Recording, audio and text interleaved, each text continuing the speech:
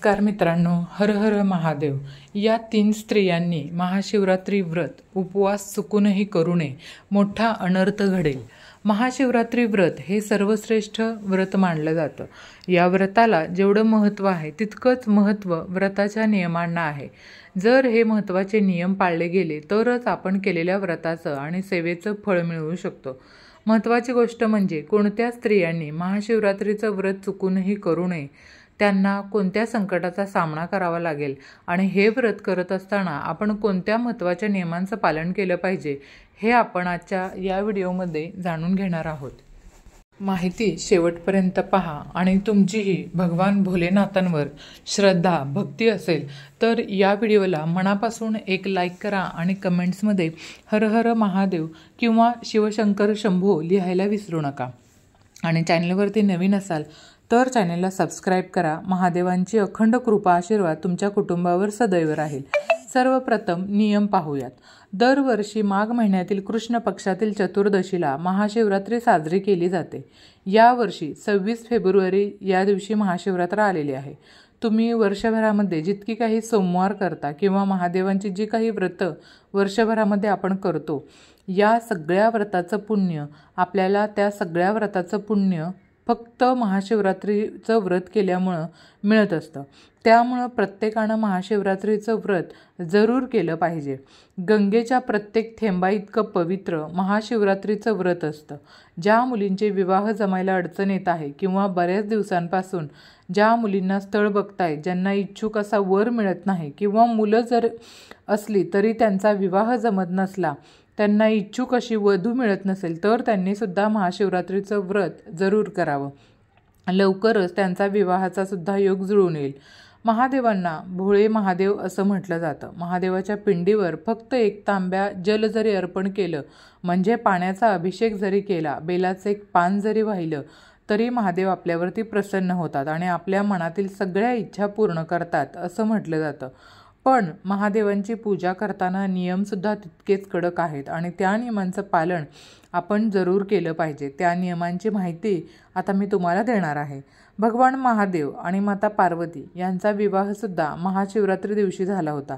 त्यामुळं या तिथीला अनन्यसाधारण असं महत्त्व प्राप्त झालेलं आहे. महाशिवरात्रीच्या दिवशी भगवान महादेवांना प्रसन्न करण्यासाठी महादेवांच्या पिंडीवर किंवा महादेवांच्या मंदिरामध्ये भरपूर गोष्टी अर्पण केल्या जातात. त्यामध्ये धोत्रेची फुलं, पांढऱ्या रंगाची फुलं, एरंडाचे फळ, बेलाचे फळ, तसंच बेलाची पानं, वेगवेगळ्या झाडांची पानं, फळंसुद्धा अर्पण केली जातात. महादेवांना रुद्राभिषेक करण्यासाठी दुधाचा वापर केला जातो, दह्याचा केला जातो, पंचामृताचा केला जातो, मधाचा केला जातो.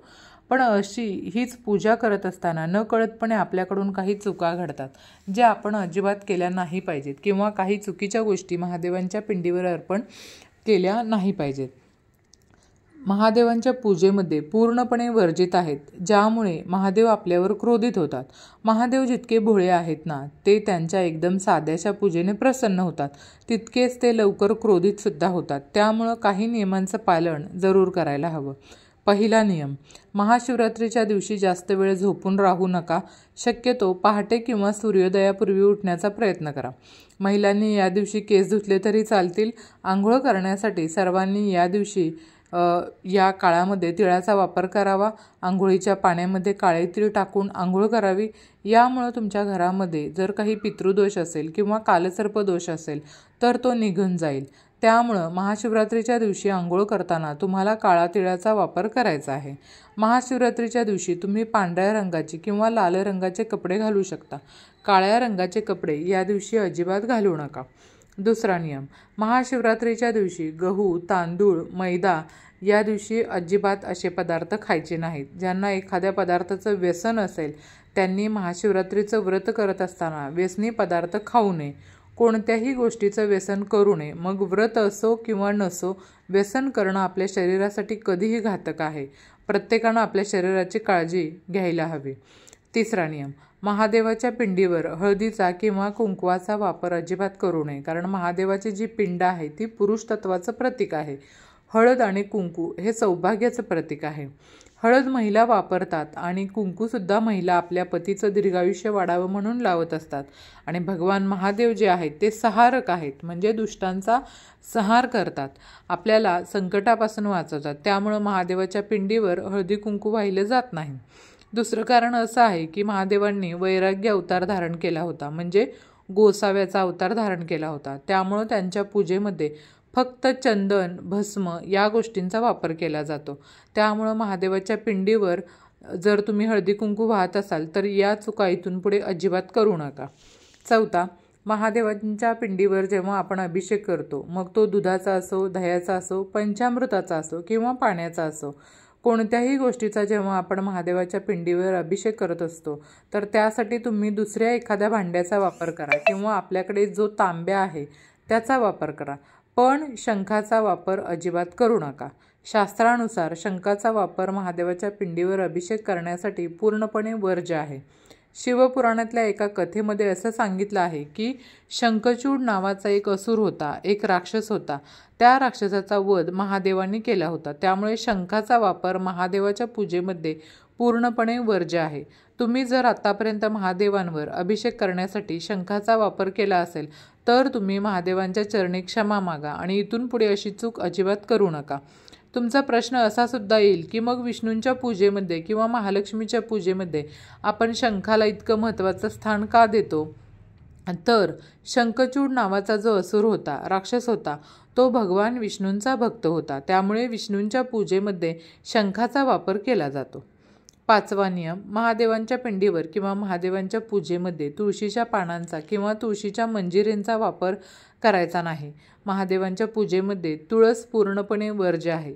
बरेच जण महादेवांची पिंड तुळशीच्या कुंडीमध्ये नेऊन ठेवतात, जिथे जाऊन पूजा करतात, पण असं अजिबात करू नका. तुळशीच्या कुंडीमध्ये महादेवाची पिंड अजिबात ठेवू नका. ही गोष्ट पूर्णपणे वर्ज्य मानली गेली आहे. ही चूक तुम्हाला टाळायची आहे. महादेवाच्या पिंडीवर किंवा महादेवाच्या मंदिरामध्ये तुम्हाला चाफ्याची फुलं, त्याचबरोबर केवड्याची फुलं, केतकीची फुलं अजिबात व्हायची नाहीत. महादेवाच्या पूजेमध्ये या सर्व गोष्टी वर्ज्य मानल्या गेल्या आहेत. आता पुढचा जो नियम आहे, जो मी तुम्हाला सांगणार आहे, तो अत्यंत महत्त्वाचा आहे. या नियमाचं पालन प्रत्येकानं केलंच पाहिजे.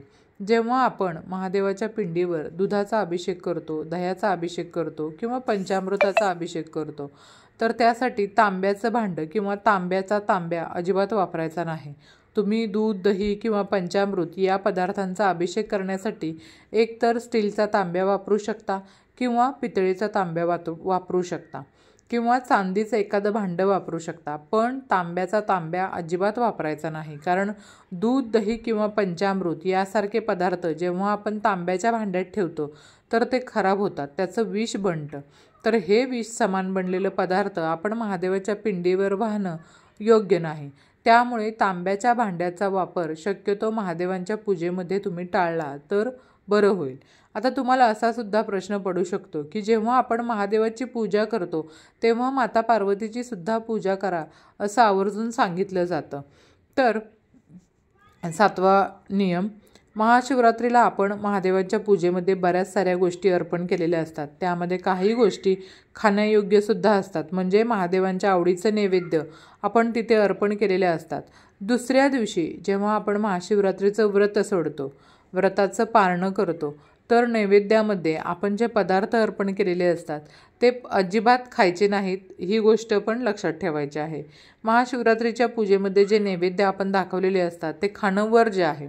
यामुळे आपल्याला वेगवेगळ्या प्रकारचे दोष लागू शकतात. त्यामुळं महाशिवरात्रीचा नैवेद्य आपण अजिबात खायचा नाही.